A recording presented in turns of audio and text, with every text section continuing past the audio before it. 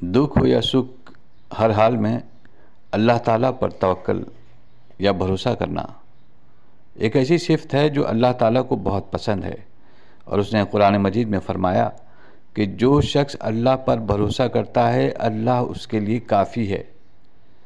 اللہ تعالیٰ پر بھروسے کی دو صورتیں ہیں، ایک یہ کہ آدمی اپنا ہر کام محنت اور توجہ سے کرے مگر اپنی محنت اور کوشش کا نتیجہ اللہ پر چھوڑ دے اور بھلائی کی امید رکھے۔ دوسری صورت یہ ہے کہ نیکی کا کام کرتے ہوئے اللہ کے سوا کسی سے نہ ڈرے، بڑی سے بڑی مصیبت میں بھی اللہ پر بھروسہ رکھے اور یہ یقین رکھتے ہوئے کہ اللہ ہی اس کی حفاظت کرنے والا ہے، ہر مصیبت کا ہمت سے مقابلہ کرے۔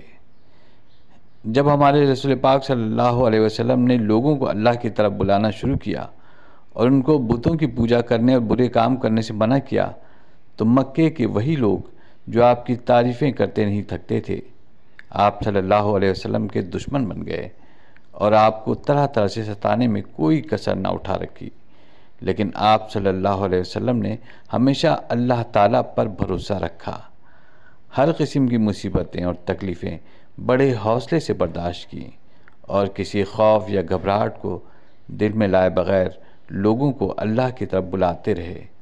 ہر حال میں اللہ تعالیٰ پر بھروسہ رکھنے کا جو نمونہ آپ صلی اللہ علیہ وسلم کی پاک زندگی میں ملتا ہے اس کی چند جھلکیاں ملاحظہ کیجیے۔ جس زمانے میں رسول پاک صلی اللہ علیہ وسلم نے مکے کے لوگوں کو اسلام کی دعوت دینے کا آغاز کیا، آپ اکیلے ہی حرم کعبہ میں چلے جاتے تھے اور وہاں سب کے سامنے اللہ کی عبادت کرتے تھے۔ ایک بار چند شریر کافروں نے منصوبہ بنایا کہ جب آپ حرم شریف میں آئیں تو وہ آپ کو شہید کر دیں گے۔ آپ کو ان کے اس منصوبے کی اطلاع مل گئی، لیکن آپ صلی اللہ علیہ وسلم نے کچھ پرواہ نہ کی اور وضو کر کے اللہ کے بھروسے پر بے دھڑک حرم شریف میں تشریف لے گئے۔ آپ کا حوصلہ دیکھ کر کسی کو آپ صلی اللہ علیہ وسلم پر ہاتھ اٹھانے کی جرأت نہ ہوئی۔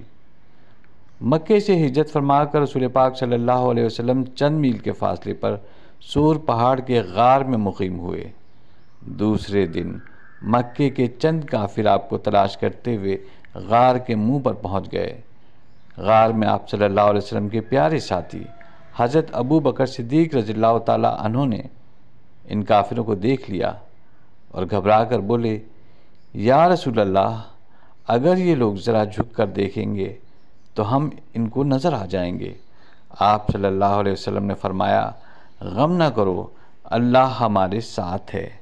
اور پھر واقعی اللہ تعالیٰ نے آپ کی مدد کی اور کافر آپ کو دیکھ نہ سکے۔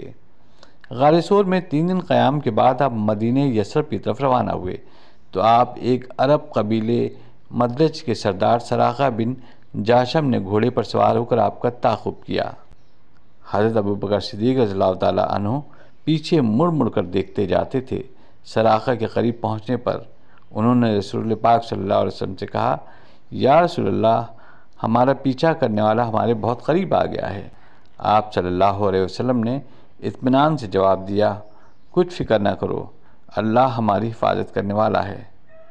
اور پھر واقعی اللہ نے آپ کی حفاظت کی اور سراقہ کو ناکام واپس جانا پڑا۔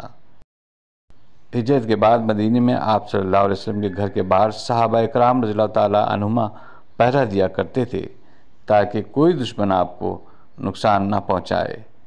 ایک رات آپ صلی اللہ علیہ وسلم نے اپنا سر مبارک باہر نکال کر صحابہ کو پہرہ دیتے ہوئے دیکھا تو فرمایا، لوگوں واپس جاؤ، میری حفاظت اللہ کرے گا۔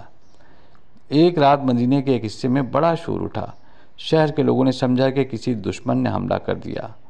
وہ فوراً تیار ہو کر اس طرف دوڑے جدھر شور ہو رہا تھا۔ تھوڑی ہی دور گئے تھے کہ انہیں رسول پاک صلی اللہ علیہ وسلم گھوڑے پر سوار شہر واپس آتے ہوئے ملے۔ آپ صلی اللہ علیہ وسلم نے لوگوں کے تیار ہونے سے پہلے ہی اللہ کے بھروسے پر اکیلے شور والی جگہ تشریف لے گئے۔ آپ صلی اللہ علیہ وسلم نے صحابہ سے فرمایا، میں شہر کے باہر دیکھ آیا ہوں، کوئی خطرے کی بات نہیں، چلو واپس چلیں۔ ایک بار ایک مہم سے واپس آتے ہوئے رسول اللہ صلی اللہ علیہ وسلم اور آپ کے ساتھیوں نے ایک جگہ پڑاؤ ڈالا اور سب لوگ ادھر ادھر درختوں کے نیچے سو گئے کہ ایک کافر بدو ننگی تلوار ہاتھ میں لیے آیا اور آپ کو جگا کر کہنے لگا، اب تم کو کون بچائے گا؟ آپ صلی اللہ علیہ وسلم نے فرمایا، اللہ۔ اتنا سنتے ہی بدو پر کپکپی طاری ہو گئی اور تلوار اس کے ہاتھ سے گر پڑی۔ آپ صلی اللہ علیہ وسلم نے وہی تلوار اٹھا کر اس سے پوچھا، اب تجھے کون بچائے گا؟ ڈر کے مارے اس کی زبان گنگ ہو گئی۔ آپ نے فرمایا، جاؤ، میں بدلہ نہیں لیا کرتا۔